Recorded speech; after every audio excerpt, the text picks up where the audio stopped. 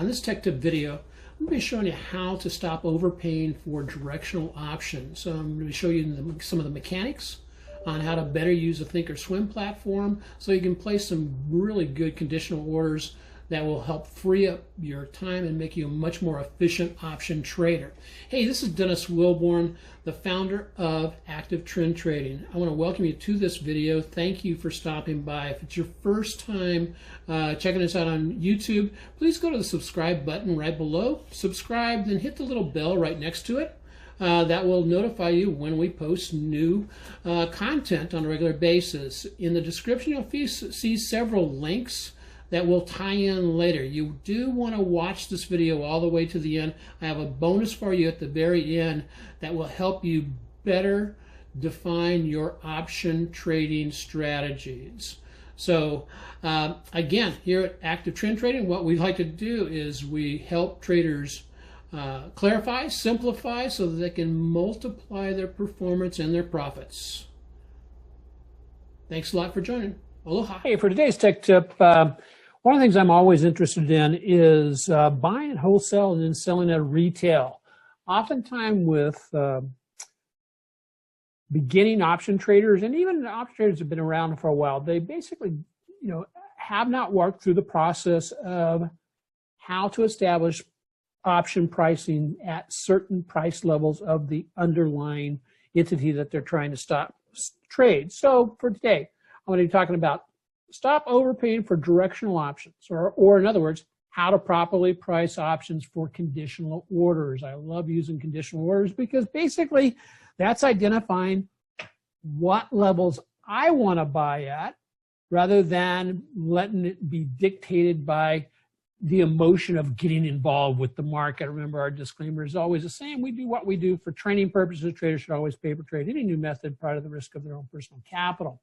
So how to get the best price on option? First, we got to look at steps to reduce the risk of trading pullbacks with options. That's what I like to do. I like to trade pullbacks. We'll see that in the charts here shortly. So one, I want to choose a stock or an ETF with weekly options.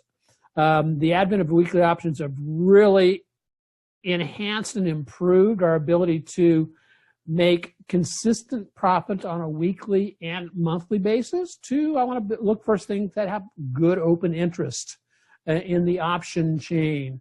I'd like to see 50 or more. With the electronic trading that we have these days, it's not as big and as important of an issue to have 50 or more, but I'd like to see 50 more. That shows we have liquidity in that particular strike. I want to see a bid-ask, no more than a bid-ask, spread of about 20 cents, and that's what's preferred. I prefer less than that, actually.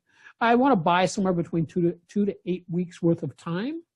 And I want to buy the option strike month or strike date that has basically the lower or something that's in line with the implied volatility of the rest. I want to know the dates of earnings if I'm trading a stock.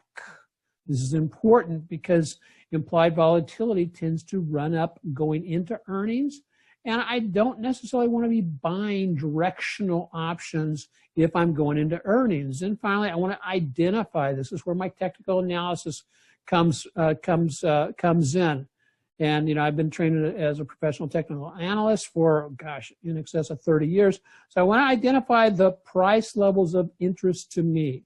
That's my aspect of buying at wholesale. Two, I want to put it all together in an order table in order to then place my conditional order.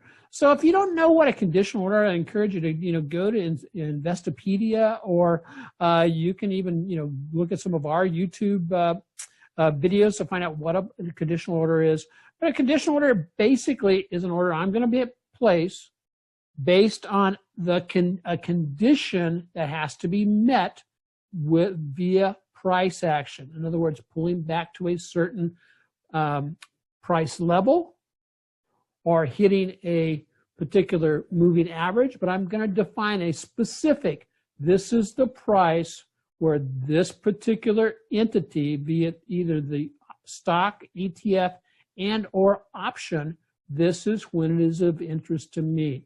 This is where I want to be a buyer. And so that's what my conditional order. And then I want to basically do a kill order. Now, what's a kill order?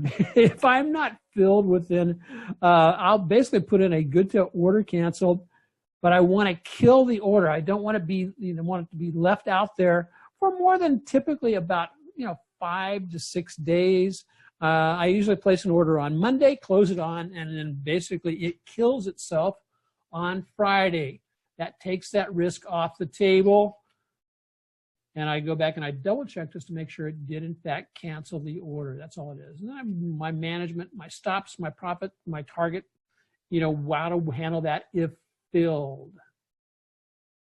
So let's take an example of what I'm talking about, how to get the best price. And here's an example I want to be looking at. I like, let's say I find an entity that I like, and this is just a current chart on IWM, the Russell non-leveraged ETF. And as you can see, it's in a nice little uptrend. Let me get my drawing tools up here.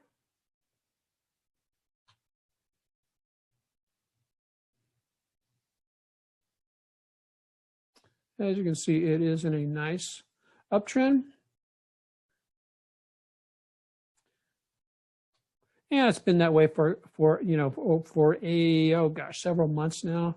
In a nice uptrend, moving up higher. It has consolidated. It's pulled back into a support area, and it's hammering out what appears to be a launching pad to take it into higher levels. Now, that's what it appears to be happening. Well, I want to basically find out, okay, I want to trade with the uptrend on the retest of support. So where is support in this situation? I have support in 2 different places. One is at the 20-day moving average is a good place. I have support at the 8-day moving average. But I highlighted that basically at the 20-day, which is this 164.85, that's right there, or down a little bit lower. And what I did was I just connected a whole bunch of the where buyers came in previously, somewhere between 164 and about 164.28. So if this, I anticipate this price action to continue. However, based on where the price currently is sitting, I don't want to buy it up here at $166.57. I do not want to buy options there. I want, where it's of interest to me is when it pulls back and retest. So this is the mechanics of how this works. So I want to buy a call option 8 weeks out that has a delta of 0.6 or better. So as you see, I jumped over. Here is the option chains. And I'm using the Thinkorswim platform to go and evaluate this. And you can see as I start looking and I start counting out, where does 6 to 8 weeks out take place? And as you can see, choose a strike price 6 to 8 weeks out. And I'm looking at February 21st. That would be the Friday when this option would expire. And I also could choose from February 28th. But why would I want to step back a week earlier? Well, a good reason for that is my deciding factor on which of the actual periods to choose, which strike week do I want to, choose? Well, my deciding factor is based on open interest of the option chain. As you can see, the 28th of February, which is a weekly option, I'm perfectly good trading weekly option, has an open interest that looks a little bit skinny, except at certain price actions. The monthly option, and just what this means is this is the standard type of option, means it's going to expire on the 3rd Friday of the week, and then it's executed on that following Saturday. Basically, look at all that open interest, exceeds my objective on open interest. And so I'm going to say, hey, I'm going to go to out, I think it's 6 weeks in this case rather than 7. and go with something that has the higher open interest. A lot of times with the higher open interest, you will also find that the bid-ask is tighter, Now, oftentimes, and here's a little tip for you, is oftentimes if you're looking after hours, based on where there are things, where there are orders in the system, the bid-ask after hours may not be reflective of what the actual bid-ask would be during market open. So now we know which strike date we're going to be utilized. Now let's get in and figure out which strike price we want to go in and trade. So here's a trade description. I'm starting to build that. And this is where I would be writing this down in my journal. I'd be putting it on a spreadsheet. Trade description, IWM, pulls back towards support at 164. I want to buy the 21 February 163 call. My target price level for it to trigger that trade would be at if it pulls back to approximately $164.28, then I'd be looking at to adjust the Theo, price, and I'll walk you through doing the theoretical price with the Black Scholes option calculator provided with your within the Thinkorswim platform, and it kind of looks like this. And so that's the first adjustment I make. I go out here and I sense that I'm going to put this order in for tomorrow. I want to adjust my price. I'm going to adjust my price here by the amount that will give me my objective price, where I wanted to get down to that level before it acts. And so that adjusts the price for me. And I just basically go to that Theo price parameter and put that in. What does that look like live? Well, let's go and run over here really quick too.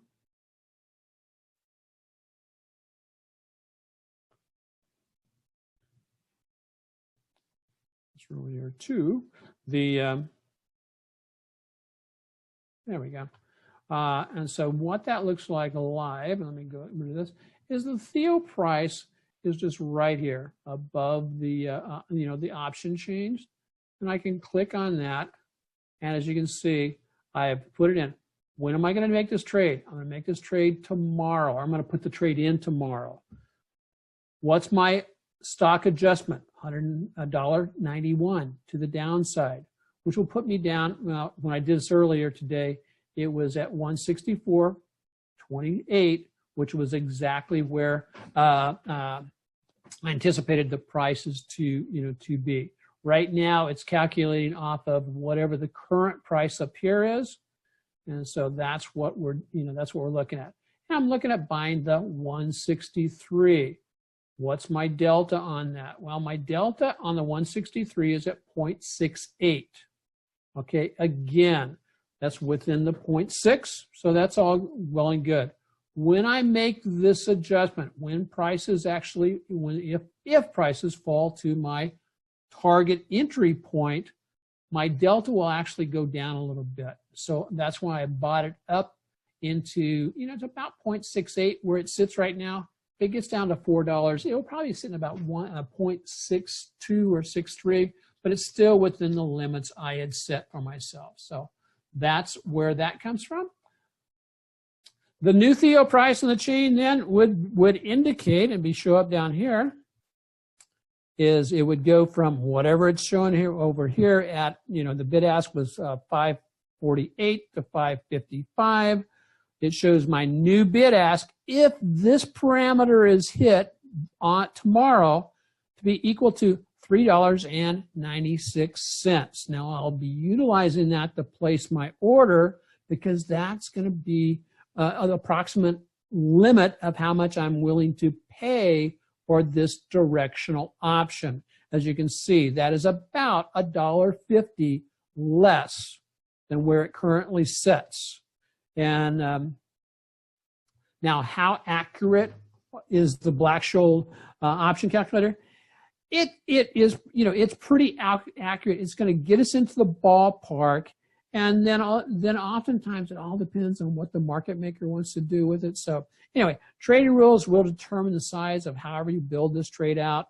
And so let's get out to building out the trade. Now I've developed this little order estimator and table. And what I throw in here is I know how much I'm willing to pay for the option or how much I need, have to invest in a particular position. And so in this particular aspect, I throw it in and I said, basically, I want to buy the 163 strike price at a price of 164.28.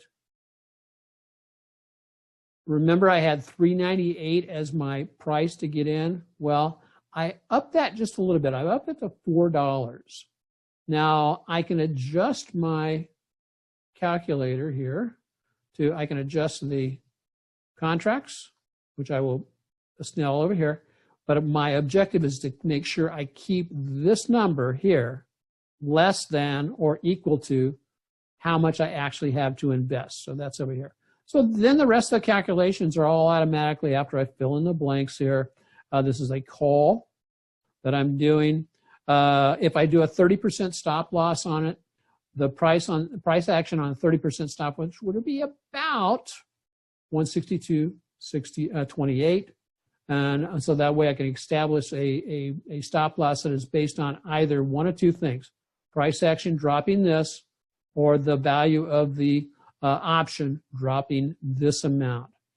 I go back and I double check the charts. Do I have a technical stop that I can use instead of the 30% mark? And in this particular case, yes, there was. If I get down past 163, prices shouldn't go there. What does that look like on the chart? Let me get rid of that and pop up the chart real fast. What does that look like on the chart? As you can see, this swing low here is at 163.54. If that is busted to the downside, prices shouldn't go there if we're going to continue in this uptrend. So if it tests down below 163, I want to be out of the trade. And then the rest of it is just a fill in. I've got a 15% profit target, 20, 30, and 60% profit target. You can adjust those. Ideally, I would be looking at, picking up somewhere between 20 to 30% for sure, and 60% on the second half. I would build this trade out where I would buy the total and then sell the pieces, sell them in halves or thirds. So let's build a conditional order just real quick, okay? I take my information from my entry table, my estimate table. And so here's the basis of my order is if IWM drops to 164.28, place an order to buy 10 contracts of the 21 February 163 call at a limit of $4. Limit of $4. So in order for this order to trigger, price has got to drop to 164.28, and my price is a limit of, now if the price is less than this, let's say it comes in at $3.95, I will get filled. I place this a good till canceled order. However, I put a condition on that. If I'm not filled by the close on January 17th, cancel the order. Get me out of it. If I am filled, I have to automatically place my 2 OCO orders. That means one cancels the other. One of the side of the order is get me out if I drop below 163. That's our stop loss. Secondly, here's part of my profit. I want to sell 5 contracts if prices go above 480. 480 is a 20% gain. Then I want to sell the second 5 contracts if prices go above 640.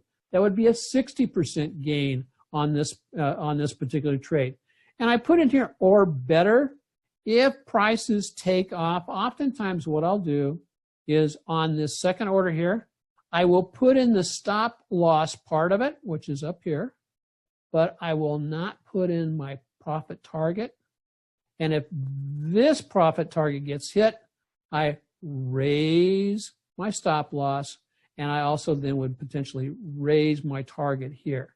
Because it's not unusual where you can get 80 to 100% on that. But again, I want to get some profit in the bank and add my protection, raise my stop loss to a trailing stop, and move from there. So basically, we're doing this presentation a little bit later for another group. So that's basically how you estimate it. I hope that that has made sense to you. If you have any questions, of course, you can always just leave a comment in the comment section. And oh yeah, I mentioned a bonus. If you would like to have a copy of the spreadsheet that I utilize to determine my entry calcs, and I'll throw it in to include entry calcs for both options and stocks and ETFs. You can find the link down in the description, and I'll give you a link to a Dropbox where you can just download the. With that, you can find that down below. And again, if this is your first time to our YouTube channel, please hit the subscribe button and leave us a comment and let us know what you thought of this video. We will be providing more videos that have to do with option trading in the very near future. Aloha. God bless everybody.